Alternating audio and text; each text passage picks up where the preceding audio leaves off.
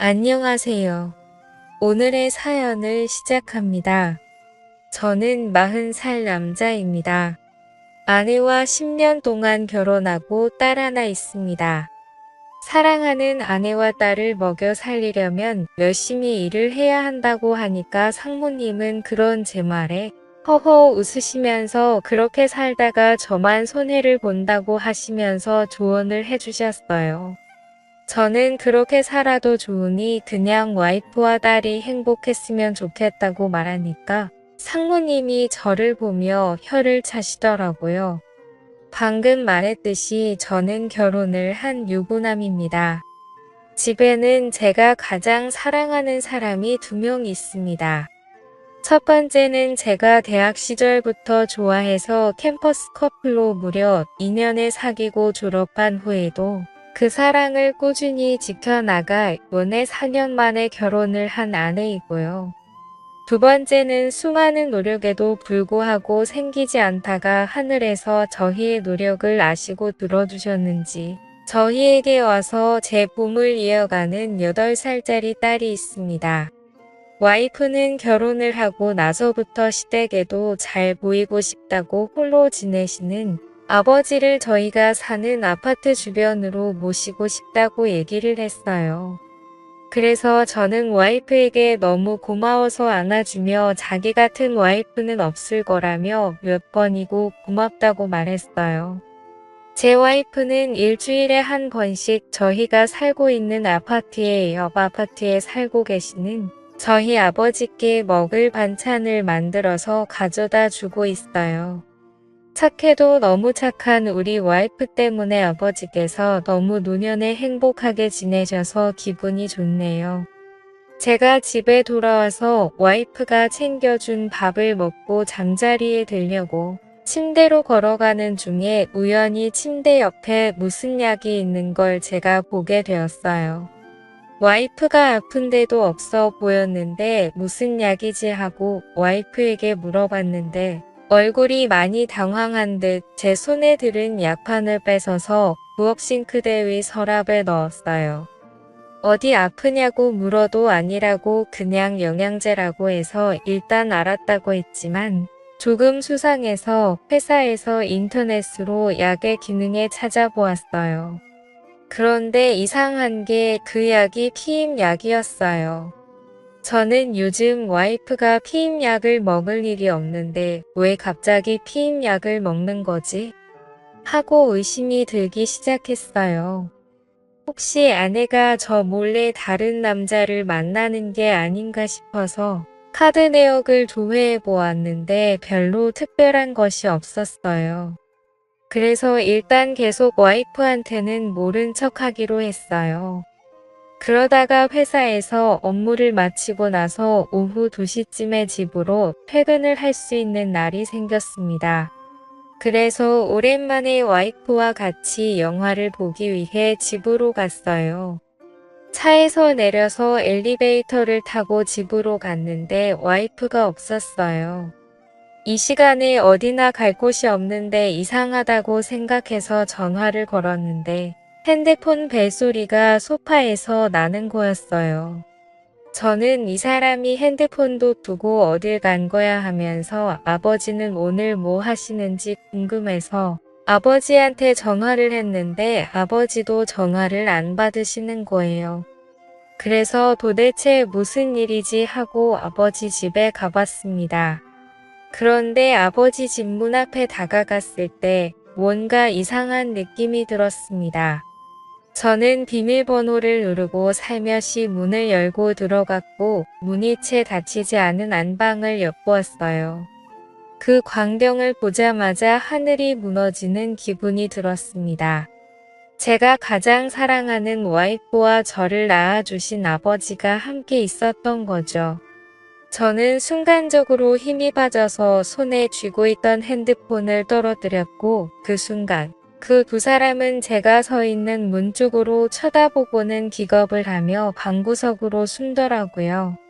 저는 방문을 열고 들어가 제 와이프를 쳐다보며 지금 이게 무슨 일이냐고 머리끝까지 치밀어 오르는 화를 참으며 떨리는 목소리로 물었습니다. 와이프는 눈물을 흘리면서 바닥만 쳐다보고 있었습니다. 저는 아버지를 분노한 눈으로 쳐다보면서 노려보자 아버지는 자기가 잘못했다고 하면서 며느리는 잘못한 거 없다고 하면서 무릎을 꿇고 저를 보며 말했습니다. 저는 일단 그 방에서 나와서 집으로 돌아갔습니다. 화가 너무 치밀어 올라서 의자며 그릇이며 장식장이며 모든 손에 잡히는 것은 다 때려 부시고 집어던졌습니다. 저를 따라 집으로 돌아온 와이프가 저를 붙잡고 매달리며 잘못했다고 손이 발이 되도록 빌었어요. 그 순간 유치원에서 돌아온 제 딸이 이런 저와 엄마를 보고 놀라서 울기 시작했습니다. 저는 제 딸이 우는 소리에 억장이 무너지는 듯 했습니다.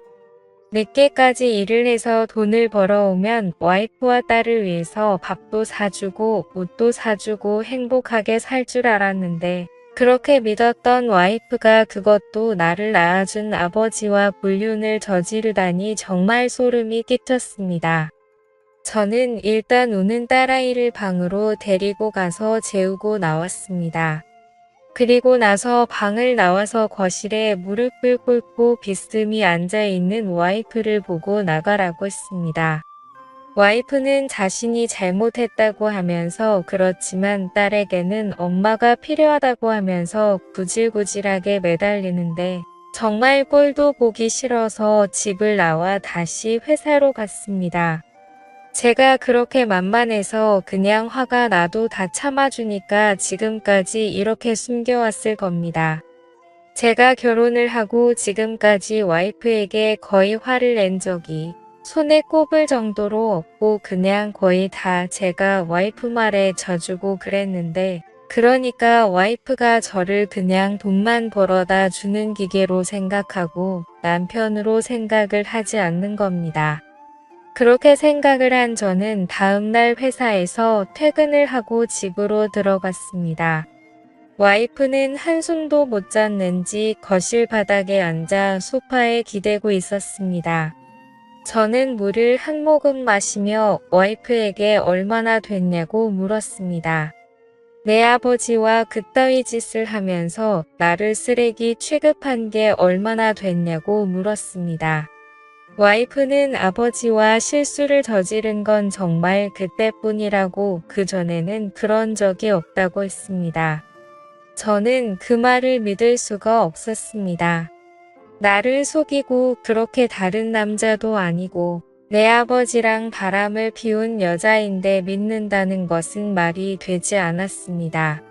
저는 와이프에게 진명이며 카드 그리고 차 등 모든 것을 다 제 명의로 바꾼다고 말했고 와이프에게 생활비를 줄 거라고 말했습니다.